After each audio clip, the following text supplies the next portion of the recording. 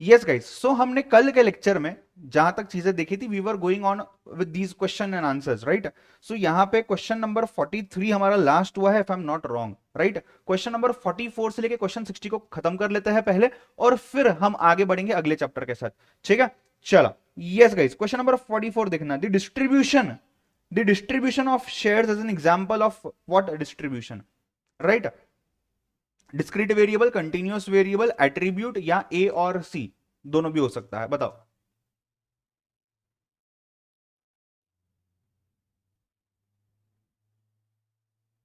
चलो, क्या आएगा यहाँ पे, डिस्क्रीट आएगा, क्यों, बिकॉज यहाँ पे डिस्ट्रीब्यूशन ऑफ शेयर्स, आप जब शेयर्स डिस्ट्रीब्यूट कर रहे हो तो फिक्स्ड नंबर होने वाला है ना यार, मतलब वो नंबर चेंज नहीं होगा, वो नंबर फिक्स्ड होने वाला है, राइट। जितना भी number, 10 share, 20 share, 30 share, 40 share, etcetera whatsoever, right.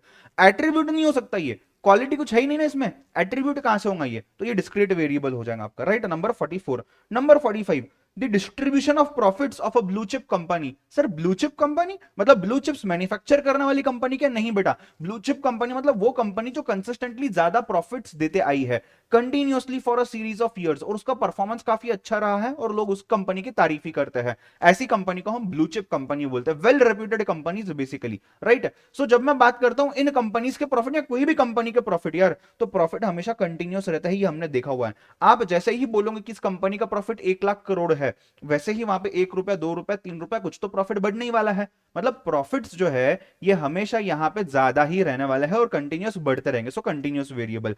Number 46, mutually exclusive classification, मतलब ओवरलैपिंग वाले, राइट, मतलब ओवरलैपिंग वाले, 0 to 10 हो गया, 10 to 20 हो गया, 20 to 30 हो गया, and so on and so fourth.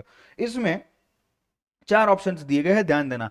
Excludes both the class limits, number 2 excludes the upper class limit but includes the lower class limit, number 3 includes the upper class limit but excludes the lower class limit। Sir क्या है, नहीं समझा sir, क्या है, एक बार ध्यान से पढ़ो ऑप्शंस को। क्या दिया हुआ है, ऑप्शन नंबर बी इसका आंसर सही है, जिन स्टूडेंट्स ने आंसर दिया हुआ है मैं बता दूं आपको कैसे सही है सर, क्यों, किस तरीके से। Excludes the upper class limit but includes the lower class limit. अगर यहां पे 0 to 10 है और यहां पे 10 to 20 है, मुझे नंबर 10 को क्लासीफाई करना है, मैं कहां क्लासीफाई करूंगा, मैं इस क्लास में क्लासीफाई करूंगा, तो ये लोअर क्लास लिमिट जो है उसको इंक्लूड करता है, बट अपर क्लास लिमिट जो इसको एक्सक्लूड करता है, तो ये 0 to 10 मतलब 0 to 9 ही आएगा, अगर 10 आया तो 10 आगे के क्लास में चला जाएगा। कंसेप्ट क्लियर है, हाँ या ना। Therefore option B is correct, आप चाहो तो इसको वहां पे मार्क कर सकते हो कि अगर 10 आता है तो 10 इस क्लास में जाएगा, राइट। तो लोअर क्लास लिमिट को इंक्लूड किया जाता है और अपर क्लास लिमिट को एक्सक्लूड किया जाता है। इस रूल को हम डिटेल में बहुत एग्जांपल्स के साथ स्टडी करने वाला है when we go to measures of central tendency, यानी कि अगले चैप्टर में, तो आपने टेंशन लेने की जरूरत नहीं है। Number 47, mutually inclusive classification is usually meant for what variables. Mutually inclusive, देखो अगर कोई चीज बढ़ते रही है तो वो तो हम यहाँ पे डाल ही नहीं सकते ना। म्यूचुअली इंक्लूसिव की जब मैं बात करता हूं, इसका मतलब क्या है, 1 to 5, 6 to 10, 11 to 15, ऐसा टाइप का क्लासिफिकेशन, तो डिस्क्रीट वेरिएबल है, मतलब जो भी हमको एक फिगर मिल गई, अमाउंट मिल गया, नंबर मिल गया, उसको हमने डाल दिया, ठीक है। सो ये क्या आ जाएगा, डिस्क्रीट वेरिएबल आ जाएगा। नंबर 48 देखना, mutually exclusive classification is usually meant for. Number 48 देखना, mutually exclusive classification is usually meant for continuous variable. Why continuous variable बेटा, बिकॉज देखो यहाँ पे एक इंटरवल दी जाती है, और यहाँ पे जरूरी नहीं है इंटरवल दी जाएंगी आपको, यहाँ पे बट इंटरवल दी जाती है कि यार 10 से लेकर 20 तक है, राइट। सो इस केस में अगर कंटिन्यूअस वेरिएबल है से 10.12 एक्सेट्रा, तो इसको कहां डालोगे, 10 से 20 के बीच में डाल दोगे, ठीक है।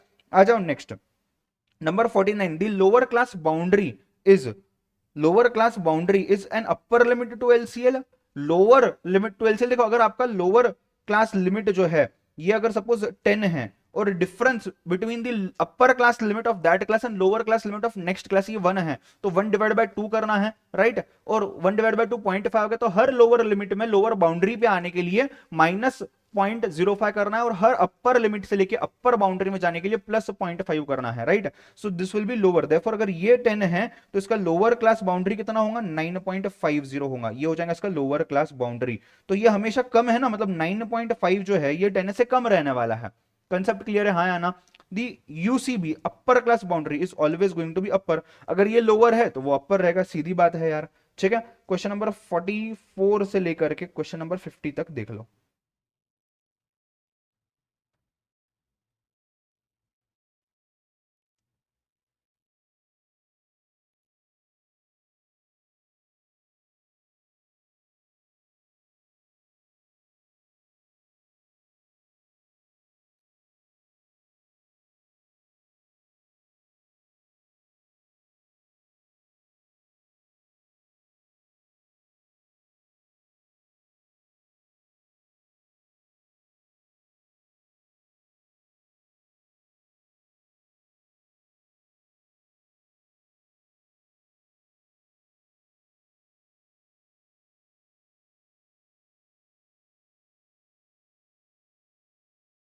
Data varying over a space मतलब क्या? मतलब जैसे जैसे आप जगह चेंज करोगे या फिर आप वेरिएबल चेंज करोगे वैसे वैसे आपका डेटा चेंज होगा। ठीक है, चलो अच्छा क्वेश्चन नंबर 51 पे आते हैं। Length of a class is, length of a class is difference between boundaries, difference between limits, both और none. It is difference between boundaries. पहले आपने बाउंड्रीज को ही देखना है, इसी की चीज को, इसी के डिफरेंस को हम क्लास विड्थ, क्लास साइज या क्लास लेंथ बोलते हैं। राइट, इसके एब्सेंस में कई जगहों पे लिमिट्स भी यूज किए जाते हैं। राइट, बट अपने को यहां पे यही समझना है कि लेंथ के लिए प्राइमरली बाउंड्रीज ही रिफर की जाती है। इस चीज को माइंड में फिक्स करके रख दो।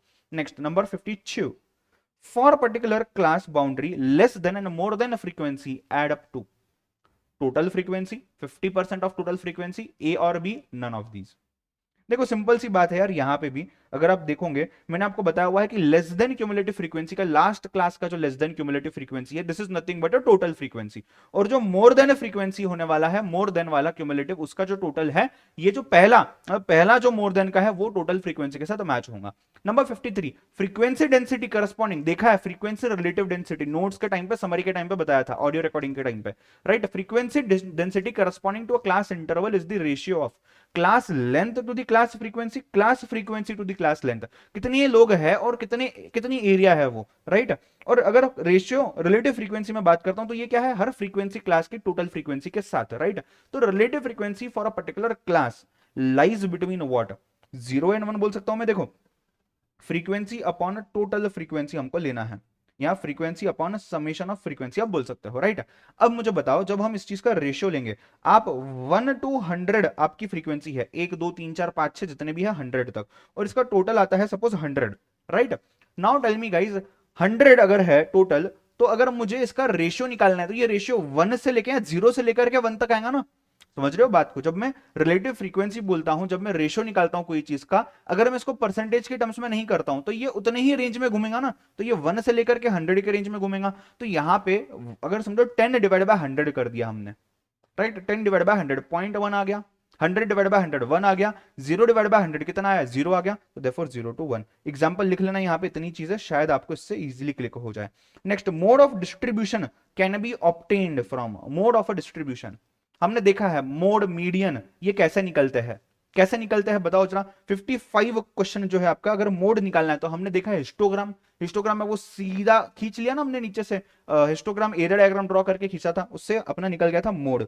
राइट, हिस्टोग्राम या area diagram.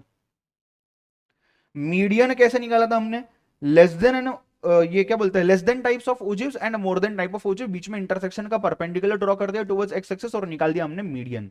A comparison among the class frequencies is possible only in, comparison between class frequencies की बात कर रहे हैं। नंबर 57, हिस्टोग्राम अगर आप ड्रॉ करते हो तो आप फ्रीक्वेंसी निकाल सकते हो क्या वहां पे? जी हाँ, पॉलीगॉन में फ्रीक्वेंसी आ सकती है क्या?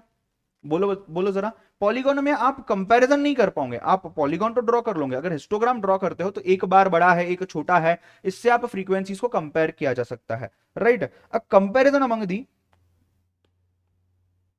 कंपैरिजन हो गया। चलो, frequency curve is a limiting form of, 10 बार पढ़ा है, frequency curve is a limiting form of frequency polygon. ठीक है, क्वेश्चन नंबर 58 था ये। अच्छा मुझे बताओ, हिस्टोग्राम का भी उसको हम बोल सकते हैं क्या? नहीं, not necessarily. Frequency curve is a limiting form of frequency polygon, ये हमने पढ़ा हुआ है। नो डाउट ये एरिया डायग्राम का भी लिमिटिंग फॉर्म में हम स्मूथ हैंड में ड्रॉ करते हैं, आपके बुक में शायद ए एंड बी दिया हुआ है, ऑप्शन नंबर डी। बट हालांकि frequency curve is a limiting form of frequency polygon, ये पूरी तरीके से सही आंसर है। राइट, आप इसको भी मार्क करके रख सकते हो, but this is more appropriate, go for it fast.